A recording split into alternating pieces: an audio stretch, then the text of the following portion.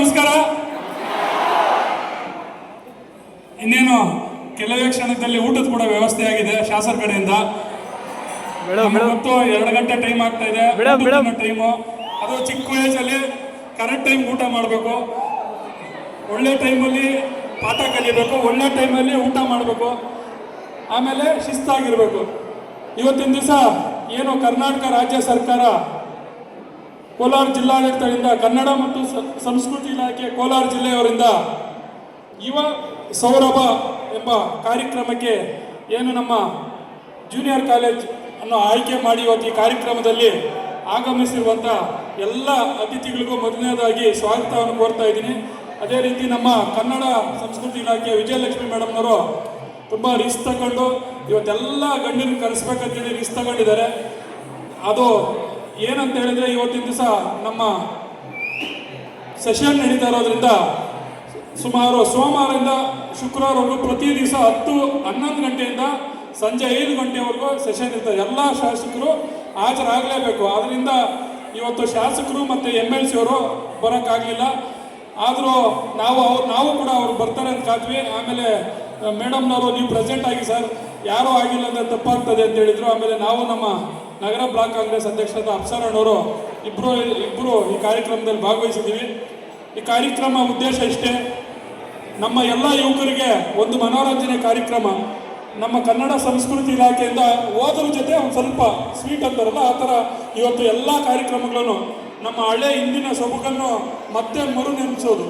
ಯಾವುದ್ಯಾವ ರೀತಿ ಉದಾಹರಣೆಗೆ ಎಲ್ಲ ಥರ ಡ್ಯಾನ್ಸು, ತಮಟೆ ಇರ್ಬೋದು, ಭರತನಾಟ್ಯ ಇರ್ಬೋದು, ವಿವಿಧ ಎಲ್ಲ ತಂಡಗಳಿಂದ ಯಾವ್ಯಾವ ತಂಡಗಳಿಂದ ಯಾವ್ಯಾವ್ದು ನೃತ್ಯ ಮಾಡ್ತದೆ ಅದೆಲ್ಲ ಕಾರ್ಯಕ್ರಮಗಳು ಕೂಡ ಕನ್ನಡ ಮತ್ತು ಸಂಸ್ಕೃತಿ ಇಲಾಖೆಯಿಂದ ನೆರವೇರಿಸ್ತಾ ಇದ್ದಾರೆ. ಮೊದಲನೇದಾಗಿ ಅವರಿಗೆ ಕೂಡ ಈ ಸಂದರ್ಭದಲ್ಲಿ ಧನ್ಯವಾದ ತಿಳಿಸ್ತೀನಿ. ಮೇಡಮ್, ಇದೇ ರೀತಿ ಎಲ್ಲ ಕಾಲೇಜುಗಳು ನೀವು ಆಯ್ಕೆ ಮಾಡಿಕೊಂಡು ನೀವು ಈ ಕಾರ್ಯಕ್ರಮ ಮಾಡಿದರೆ ಮಕ್ಕಳು ಕೂಡ ಓದೋದ್ರ ಜೊತೆ ಇದು ಒಂದು ಕೂಡ ಖುಷಿ ಕೊಡೋ ಸಂದರ್ಭ ಅಂತ ಹೇಳ್ತೀನಿ. ಅದೇ ರೀತಿ ಶಾಸಕರು ಏನು ಈ 3 ವರ್ಷ ಶಾಸಕರಾದ್ಮೇಲೆ ಸುಮಾರು ಅಭಿವೃದ್ಧಿ ಕಾರ್ಯಕ್ರಮಗಳು ಮಾಡ್ಕೊಂಡು ಬಂದಿದ್ದಾರೆ.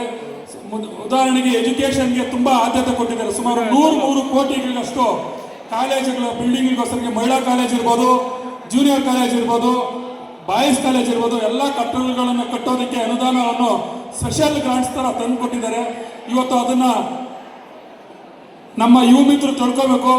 ಅವರು ಎಜುಕೇಷನ್ಗೆ ಎಷ್ಟು ಒತ್ತು ಕೊಡ್ತಾ ಇದ್ದಾರೆ ಅಂತ. ಸುಮಾರು ಬಾಯ್ಸ್ ಕಾಲೇಜಲ್ಲಿ ಸುಮಾರು 80 ಕೋಟಿ ಕೆಲಸ ಕಾಮಗಾರಿ ಪ್ರಾರಂಭವಾಗಿ ನಡೀತಾ ಇದೆ. ಇಲ್ಲಿ ಕೂಡ 2 ರೂಮ್ 75 ಲಕ್ಷಕ್ಕೆ ಶಾಸಕರ ಅನುದಾನದಲ್ಲಿ 2 ರೂಮ್ ಕೂಡ ಈಗ 3 ರೂಮ್ ಅದು ಕೂಡ ಕಾಂಟ್ರಾಕ್ಟ್ ಕೆಲಸ ನಡೀತಾ ಇದೆ. ಅದೇ ರೀತಿ ಕಂಪನಿಗಳ ಹತ್ರ ಮಾತಾಡಿ ಈ CSR ಅನುದಾನದಲ್ಲಿ ಈ ಶೆಡ್ ಹಾಕೋದು, ನಿಮಗೆ ಕುತ್ಕೊಳ್ಳೋದಕ್ಕೆ ಮಳೆ ಬಂದಾಗ ಮತ್ತು ಬಿಸಿಲಿರೋದ್ರಲ್ಲಿ ನಿಮಗೆ ಒಳ್ಳೆ ವ್ಯವಸ್ಥಿತವಾಗಿ ಶೆಡ್ ಹಾಕ್ಸ್ಕೊಡೋದಿರ್ಬೋದು. CSR ಆಕ್ಟಿವಿಟೀಸಲ್ಲಿ ಇದೆಲ್ಲ ಶಾಸಕರು ಮಾಡ್ಕೊಂಡು ಹೋಗ್ತಾ ಇದ್ದಾರೆ. ಕೋಲಾರಲ್ಲಿ ಸುಮಾರು ರಸ್ತೆಗಳಾಗಿರ್ಬೋದು, ಎಲ್ಲ ಕಾರ್ಯಕ್ರಮಗಳಿಗೂ ಶಾಸಕರು ತಮ್ಮ ಅನುದಾನದಲ್ಲಿ CM ಹತ್ರ ಮಾತಾಡಿ ಅವರು ಅಭಿವೃದ್ಧಿ ಕಾರ್ಯಗಳನ್ನು ಮಾಡ್ಕೊಂಡು ಬರ್ತಾ ಇದ್ದಾರೆ. ಅವರು ಕೂಡ ನಿಮ್ಮ ಆಶೀರ್ವಾದ ಮುಂದಿನ ದಿನಗಳಲ್ಲಿ ಇರಬೇಕು. ಅದೇ ರೀತಿ ನಿಮಗೆ ಕೂಡ ಅವ್ರ ಕಡೆಯಿಂದ ಏನೇ ಸಹಕಾರ ಇರ್ಬೋದು ಅವರು ನಿಮಗೆ ನೆರವೇರಿಸ್ತಾರೆ. ಈಗ ಉದಾಹರಣೆಗೆ ಯಾರೇ ಗೌರ್ಮೆಂಟ್ ಸ್ಕೂಲಲ್ಲಿ ತುಂಬ ಬಡತನ ಇದ್ದು ಅವರಿಗೆ ಫೀಸ್ ಕೊಟ್ಟೋದಾಗೋ ಸುಮಾರು ಜನಕ್ಕೆ ಅದೆಲ್ಲ ಅಡ್ವರ್ಟೈಸ್ಮೆಂಟ್ ಮಾಡೋಕೆ ಹೋಗಲ್ಲ. ಅವರು 10,000 ಕೊಟ್ಟು ಒಂದು 10 ಪ್ರೆಸ್ಸವ್ರನ್ನ ಕರೆದು ಕೆಲಸ 10,000 ಕೊಟ್ಟು ಅದು ಅಡ್ವರ್ಟೈಸ್ಮೆಂಟ್ ಮಾಡ್ತಾರೆ ಸುಮಾರು ಜನ. ಅವ್ರು ಆ ಥರ ಮಾಡೋಕೆ ಹೋಗಲ್ಲ. ಅವ್ರಿಗೆ ಗೊತ್ತಿಲ್ಲದಂಗೆ ಅವ್ರದ್ದು ಏನು ಅವ್ರ ಸ್ಯಾಲ್ರಿ ಬರ್ತದೆ, ಅವರು ಒಂದು ತಿಂಗಳಿಗೆ 2-2.5 ಲಕ್ಷ ಅವ್ರ ಸ್ಯಾಲ್ರಿ ಬರ್ತದೆ. ಸಂಪೂರ್ಣ ವೆಚ್ಚ ಅವ್ರ ವಿದ್ಯಾರ್ಥಿಗಳಿಗೆ ಓದೋದಕ್ಕೆ, ಫೀಸ್ಗೆ ಮತ್ತು ಹಾಸ್ಪಿಟಲಿಟಿಗೆ, ಯಾರಿಗೆ ವೈದ್ಯಕೀಯ ವೆಚ್ಚಕ್ಕೆ ಆ ಹಣನ ಖರ್ಚು ಮಾಡ್ತಾರೆ. ಅದಲ್ಲದೆ ಇನ್ನೂ ಎಕ್ಸ್ಟ್ರಾ ಬೇಕಂದರೆ ಅವ್ರ ಸ್ವಂತ ಹಣದಿಂದ ಅವರು ವಿದ್ಯಾರ್ಥಿಗಳಿಗಾಗಿರ್ಬೋದು, ವೈದ್ಯಕೀಯ ವೆಚ್ಚ ಆಗಿರ್ಬೋದು, ಯಾವುದೇ ವಿಚಾರ ಇದ್ರೂ ಅವ್ರ ಸ್ವಂತ ಅನುದಾನದಲ್ಲಿ ಸುಮಾರು ಕಾರ್ಯಕ್ರಮಗಳನ್ನು ಮಾಡ್ಕೊಂಡು ಬರ್ತಾ ಇದ್ದಾರೆ. ಉದಾಹರಣೆಗೆ ಸುಮಾರು ಕೋಲಾರ ವಿಧಾನಸಭಾ ಕ್ಷೇತ್ರದಲ್ಲಿ ಸುಮಾರು 160 ದೇವಸ್ಥಾನಕ್ಕೆ ಈಗಾಗಲೇ ಅನುದಾನಗಳನ್ನು 1 ಲಕ್ಷದಿಂದ 25 ಲಕ್ಷವರೆಗೂ ಅನುದಾನಗಳು ಕೊಟ್ಕೊಂಡು ಬಂದಿದ್ದಾರೆ.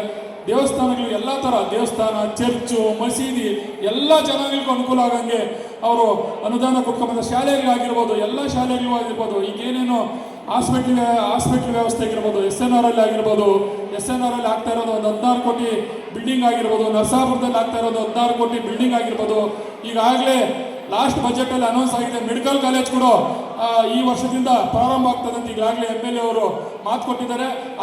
ಅದು ಕೂಡ ಫೀಲ್ಡ್ ವಿಸಿಟ್ ಕೂಡ ಆಗಿದೆ. ನೆಕ್ಸ್ಟ್ ವರ್ಷದಿಂದ ಯಾರ್ಯಾರು ಹುಡುಗರು ಓದಿ MBBS ಹೋಗ್ತೀರಾ ಅವ್ರಿಗೆಲ್ಲರೂ ಕೂಡ ನಿಮಗೆ ಇಲ್ಲೇ ಮೆಡಿಕಲ್ ಕಾಲೇಜ್ ಕೂಡ ಇನ್ನೇನು ಕೆಲವೇ ದಿನಗಳಲ್ಲಿ ಪ್ರಾರಂಭ ಆಗ್ತಾ ಇದೆ ಅಂತೇಳಿ ಮೆಡಿಕಲ್ ಕಾಲೇಜ್ ಆಗಿರ್ಬೋದು, APMC ಆಗಿರ್ಬೋದು, ಸುಮಾರು ಅಭಿವೃದ್ಧಿ ಕಾರ್ಯಗಳು ಹಿಂದೆಂದೂ ಕಾಣದಷ್ಟು ಅಭಿವೃದ್ಧಿ ಕಾಮಗಾರಿಗಳನ್ನು ನಮ್ಮ ಶಾಸಕರು ಮಾಡ್ಕೊಂಬಂತ ಇದ್ದಾರೆ.